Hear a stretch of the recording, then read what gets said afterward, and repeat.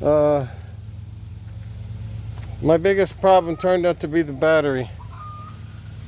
You put a new spark plug in there and it works just the first couple of times, but now that that battery's in there, it has enough cranking amps to make spark and turn the thing over. It's a done deal. I don't have to mess with this anymore, which I didn't mind. It was okay. I'm also we're gonna have like this bloviating quick podcast coming up. I finally got the sound check going. There's the amps and all of that. Sound check, it was hard, okay? So I just have to plug the guitar in and I just pull the mic out and I can do it now.